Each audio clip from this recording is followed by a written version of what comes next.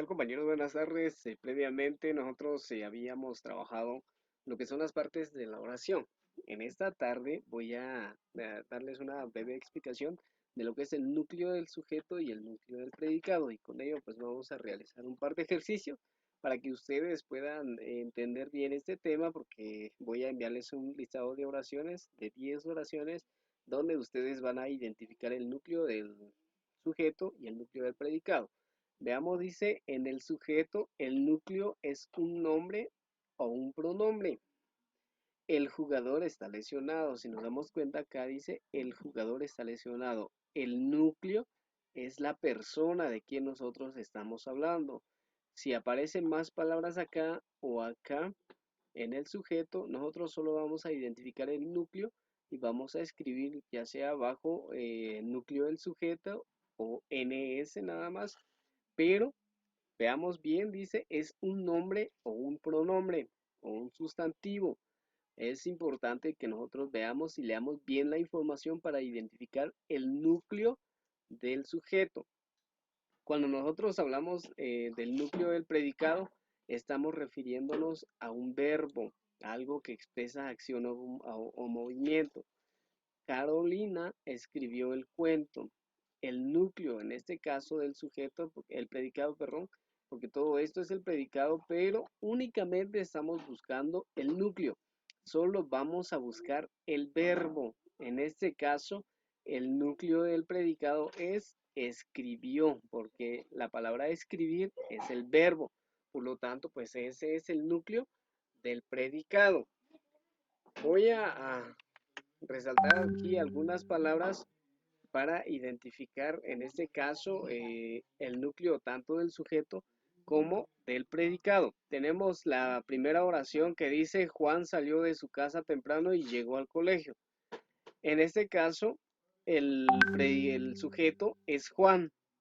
Todo esto es el predicado. Muy bien, empiezo por buscar el núcleo del sujeto.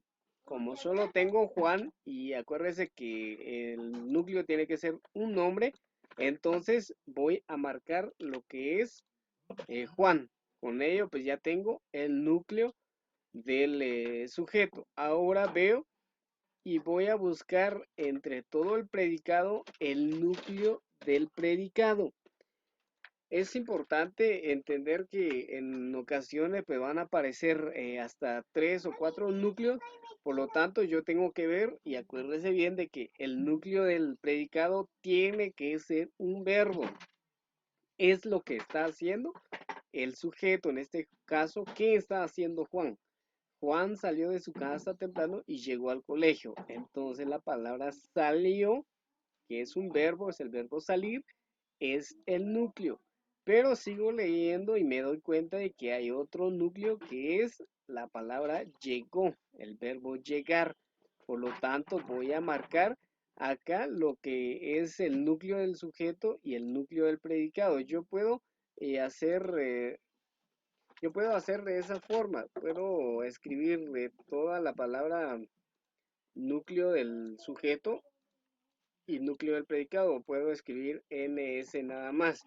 Vamos a hacer la prueba. Vamos a escribir tanto debajo del